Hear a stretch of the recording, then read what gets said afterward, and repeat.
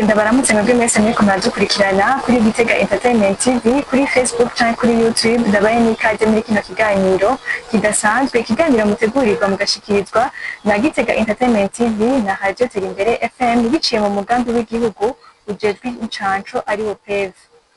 Incanco ni ngirakamaro kuko zifise akamaro kanini ku buzima bw'umuntu, zirakinga indwara zandukira, ndetse iyo umuntu akingiwe umubiri we uramenya kurwanya indwara imbere y'uko imufata. Ndetse ntitwokwibagira yuko hari n'indwara zagabanutse cane kw'isi kubera gukingirwa.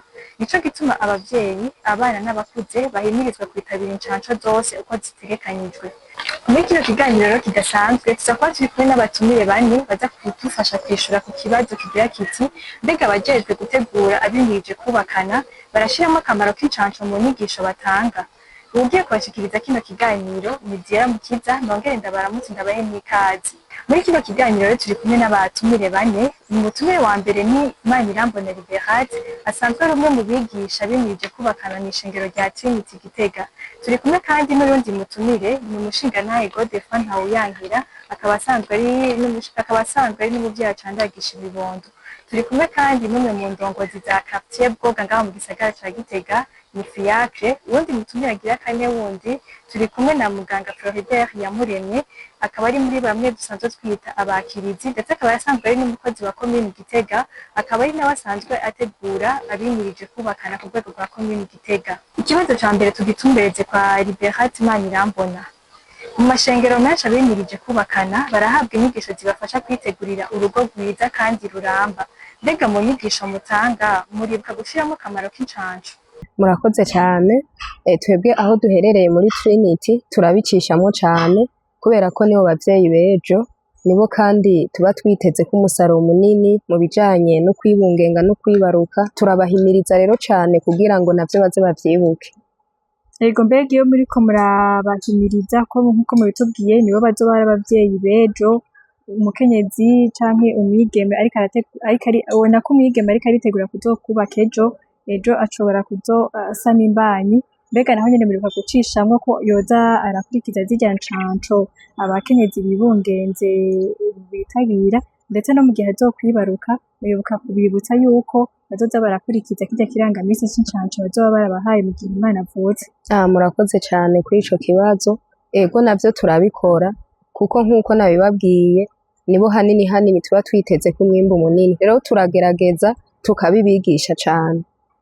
Mbega iyo mubibigishije muraheza mukaraba canke mugasuzuma ko vy'ukuri babigendeye mu gihe bamaze gushika mu zabo canke mu gihe bamaze gushinga izabo?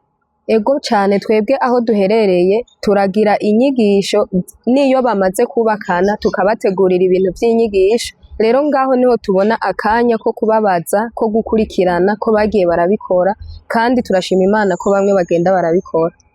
Mbega nk'ubu ko batagiye barabikora kuko hari bushi usanga bagiye barakwega amaguru, batagiye baritabira izo ncanco canke baracandagisha abana ku kirangamisi kiba gitegekanijwe, mbega aba nabo muraheza mukabahimanura izihe?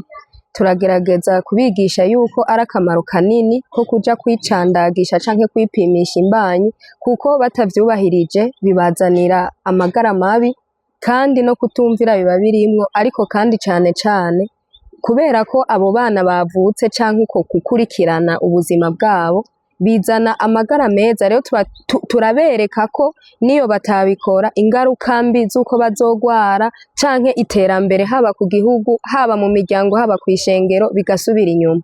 Turi kumwe kandi na Godefroid Ntawuyankira. Godefroid nk'umushingantahe yubatse, mbega ubona kwigishwa ivyerekeye incanco abimirije kubakana biri n'akamaro kahe? Kwigishwa ivyerekeye incanco imbere yuko wubaka ni vyiza cyane, kuko niyo umupfasoni wawe yibungenze aba azi yuko ajya kwicancisha, akaba azi yuko n'abana azokwibaruka azobacancisha. Niyo rero n'abaremesha kiyago baje kwigisha ibintu vy'incanco ntibikubera bishasha kubera ubusanzwe baravyigishije. Ego, mbega nk'umuvyeyi yibarutse n'abana nyene kuravuze ko ari byiza n'ingirakamaro kubyigishwa imbere yuko mubakana. Nk'akarorero nk'umukenyezi wawe igihe yibungenze yaramenye yuko ategereza kuja kuri zirya ncanco abakenyezi bibungenze baronka. Mbega ku bana mumaze kwibarukanaho ni akahe kamaro vyabagiriye? umukenyezi iyo yibungenze kubera tuba twaravyigishije we wategerezwa kwama aja ku ncanco uko bitegereje.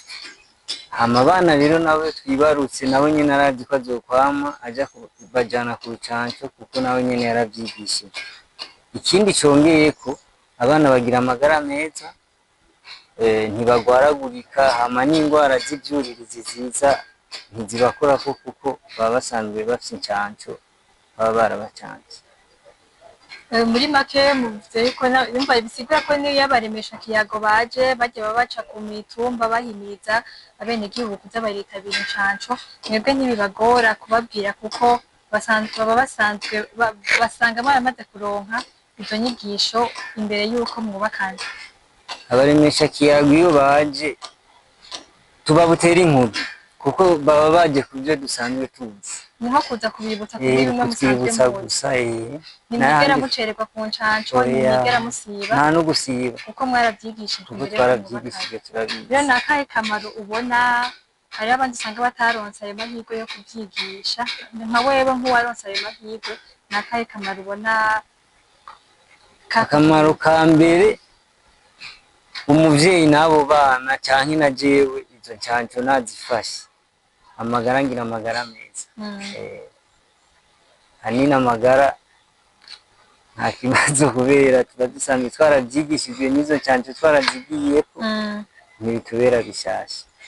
Iki kibazo nyene kandi turagitumbereza kwa Fiac asanzwe ari indongozi muri quartier Bwoga ngaha mu gisagara ca Gitega. Mbega iyo bishitse mugasanga muwo murongoye ntibazi canke ntibigeze bigishwa akamaro k'incanco, inkurikizi ziraheza zikaba izihe mu kibano? Murakoze. Inkurikizi ziba nyinshi, abana canke n'abariko baragira mu bigero ntibashobora gukurana amagara meza mu buzima basanga babayemo kubera kutaronka urucanco.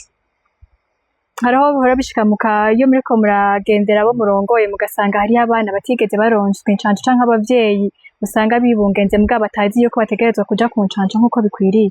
Yego cane, turiko turagenda mu kibano turagenda ugasanga hariho nk'abavyeyi batigera biyumvira kuja ku ncanco, hageze no kwibaruka bakibarukira muhira. Muri ico gihe urumva ko abana ntibashobora kuja ku ncanco kubera baba batarose urucanco rw'ibanze, hama bongere banaronke uburenganzira kubera baba bagenda barabaha amatrimestre bagenda babicancisha. Mbega iyo musanze abavyeyi nk'abo bagiye bari guherukira muhira nk'indongozi muraheza mukabikora gute? Indongozi turagerageza kubigisha, tuca dukorana n'abanyumbakumi kugira bagume bahimiriza, twifashishije abaremesha kiyago kugira baze barigisha mpaka bikagenda neza. Nk'uwujejwe intwaro ubona hokorwa iki kugira ngo abo murongoye muri rusangi bamenye ko kamaro k'incanco, kuko urumva ko hari abagisigaye abagikwega amaguru inyuma y'abandi gushika n'ubu bataramenya yuko bakwiye kwibarukira kwa muganga, bataramenya yuko umukenyezi yibungenze akeneye incanco, bataramenya yuko umwana iyo avutse ategerezwa kuvukira kwa muganga kandi hari n'izindi ncanco ategerezwa kuronka. Mbega ni ikihe musaba nk'abajejwe intwaro? Murakoze.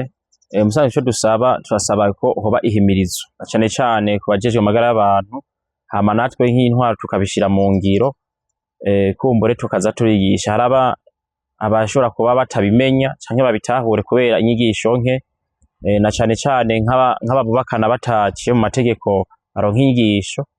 Numva umengo hoba ihimiriza kugira ngo bose baze barabimenya inyigisho, twateguye nk'inama natwe batumiye bakaza nabo bagatanga inyigisho kugira ngo bagende bose bagenda babimenyera. Iki kibazo nyene turakibaza Floribert Iyamuremye. Mbega Floribert, nk'usanzwe yigisha abageni bimirije gushinga izabo, nimba izo nyigisho zirimo muri programme mubona abo muziha bazifata nka nkama? Inyigisho z'incanco abo tuziha barazifata nka nkama kuko hariho ibiharuro bica bibitwereka. Hariho n'abandi baguma badushingira n'intahati iyo tudaca muri izo nyigisho twashobora kuba twumenya akamaro k'incanco, kuko incanco zimwe zimwe nubwo utazimbajije, incanco zimwe zimwe tubabarira ko boja kubakana bamaze kwisuzumisha. No kuvuga izo ncanco ntitwovuga ko ari incanco, ahubwo tubabarira ibipimo bimwe bimwe bashobora kugira, muga mw'izo vyo nyene biba birimwo n'izo ncanco bategerezwa kuba baricandagishije. Kuvuga nk'umukenyezi ategerezwa kuja kubaka yarahawe incanco 5 zikinga zijya mu giga, hama kuko iyo umuntu asanzwe afise mugiga n'umwana biramutusha biramukorako, hama turanababara ko bokwicandagisha bakicandagisha hepatite, novuga hepatite igitigu, kuko igihe ufise hepatite n'umwana arabatushe igihe yibungenze, umwana arashobora kuvukana zirya hepatite. Hepatite ni ubwoko bwinshi, ari hepatite A, hepatite B na hepatite C. Ico gihe igihe umukenyezi yagiye atacandagishije, adafise atabaye vaccine kw'ico kintu, ico gihe birashika umwana akaba tushe ndetse n'umuryango ukabatushe, ugasanga turiko turasanga twabuze ibibondo mu kutamenya kwacu. Rero ivyo turabigisha abageni bacu dutegura cyane kugira ngo baje kubakana ari uko bamaze kuba bari siri y'ico bari bamaze kwipimisha izo ngwara. Hama turanabasaba yuko kwipimisha bakaca bipimisha umugwi w'amaraso. Ku mugwi w'amaraso naho kuko twovuga ko ari nk'incanco, kuko ntitwovuga ko ari incanco komite, umugwi w'amaraso nawo ufise ikintu kinini cyane ufasha muri izo ngo, no kuvuga nk'umuntu afise bijya mwita amarezisi, bijya twita rezisi negatif, nk'umukenyezi akaba afise rezisi negatif, umushinga nawe akaba afise rezisi positif. Mw'ico gihe abo bantu bategezwa kubana ari uko bamaze bazi neza yuko igihe bibarutse baca bacandaga umukenyezi bakamutera urushinge bita rezogama kugira ngo aronke umwana agira kabiri. Igihe batamucandagishije, igihe batamuteye urwo rushinge, birashobora kugorana ko ashobora kuvyara umwana agira kabiri, kuko umwana wa mbere ashobora kuba yavukanye rezisi ya mama wiwe, gihavukanye rezisi bambe ya papa wiwe, gihavukanye rezisi ya papa wiwe, biragorana ko baronka uwundi mwana agira kabiri. Turashobora no rero kuca tunabahanura tukabigisha ukuntu boza barakurikirana incanco zijya umukenyezi ategezwa kuronka ku mezi. Harashobora kuronka kuva gisama, aragenda kwa muganga bakagira sepene ya mbere, barahiho imiti bashobora kumuha. Sepene igira kabiri hari imiti bashobora kumuha kandi iza gukingira umwana. Sepene igira gatatu turonka ari hahandi ku mezi, tuzogera ku mezi 6 jusqu'à amezi 9, niho dusanga rero twocandaga n'umukenyezi tukamuha ivyo vyose na za hepatite tukamenya ko yazicandagishije, n'izindi ngwara nyene zitandukanye tukamenya yuko babikurikiranye kugira ngo n'umwana avukane amagara meza. Mu kurangiza kino kiganiro turangirize ku kamo canke impanuro gaterwa n'umwe muri aba batumire nababwiye twari kumwe muri kino kiganiro.